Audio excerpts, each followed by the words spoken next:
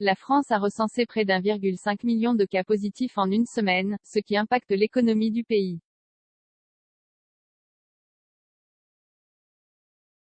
Alors qu'une déstructuration de la société est redoutée pour janvier, le risque arrive-t-il dès maintenant? Grâce aux vagues et aux leçons précédentes, la France semble armée pour y faire face. C'est un indicateur qui ne trompe pas sur la santé économique de la France. La SNCF a annoncé ce samedi qu'elle allait supprimer 10% des TGV et 20% des intercités la semaine prochaine en raison d'une chute des réservations.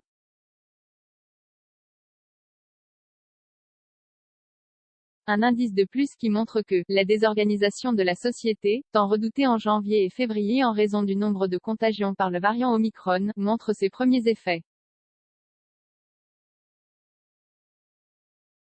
9000 classes sont fermées depuis la rentrée scolaire, les soignants sont à bout, et des manques d'effectifs se font sentir dans la majorité des métiers nécessitant du présentiel.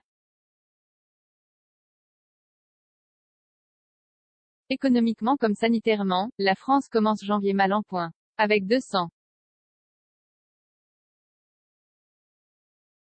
000 cas de coronavirus par jour en moyenne, c'est au moins 1,5 million de personnes, et normalement 10 fois plus avec les cas contacts, qui sont contraintes d'être mises à l'isolement pour plusieurs jours, rien que cette semaine.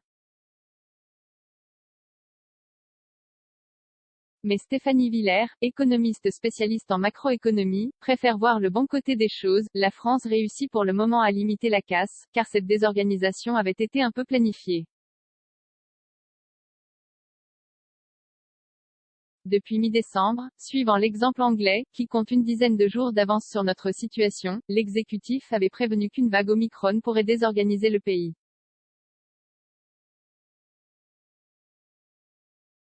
Débrouille et résilience certes, cette vague est plus violente que prévu, les 250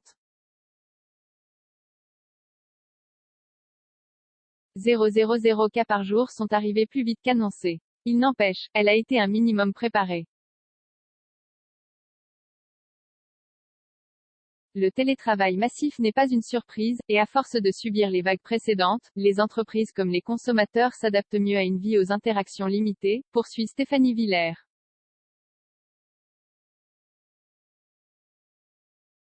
La société gagne en résilience et en adaptation, permettant à l'économie d'avoir moins de soubresauts que lors de la première ou la seconde vague.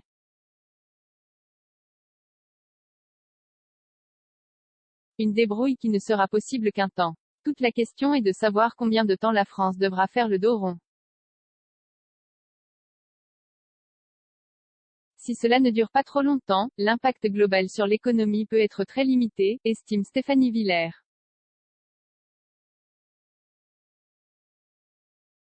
Un impact d'autant plus limité, selon l'économiste Christian de Boissieu, que cela tombe pile au bon moment. En janvier, un mois pauvre pour la croissance, Omicron ou pas, la fréquentation des restaurations, cinémas, et les dépenses baissent en janvier, en raison des dépenses de décembre.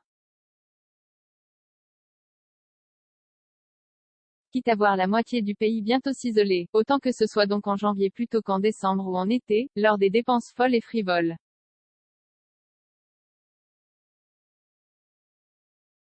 Pérenniser le travail pendant la crise reste que malgré ces bonnes nouvelles, des secteurs subissent Omicron de plein fouet. Inutile de les citer, à force on les connaît, mais faisons-le quand même. Événementiel, transport, restauration.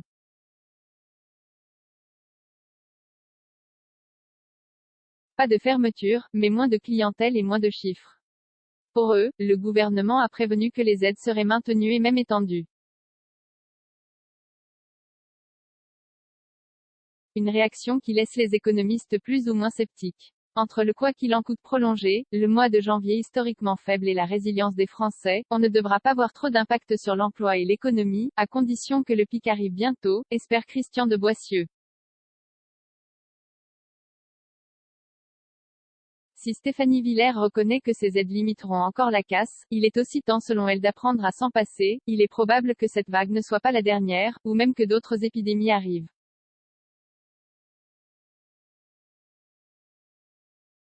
L'État ne pourra pas jouer éternellement à l'assureur, il faut que les entreprises apprennent à s'en passer.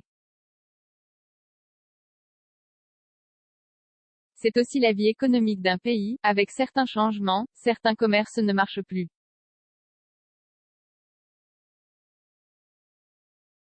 Pour Stéphanie Villers, il est donc temps d'entrer dans une logique de plus long terme. À chaque vague, on apprend et on réagit mieux à la suivante. Les entreprises doivent définitivement faire le deuil du monde d'avant et pousser la réflexion d'un monde du travail toujours menacé par une pandémie. Consolider encore le télétravail, les relocalisations, les réserves de stock, et les maintenir de manière pérenne.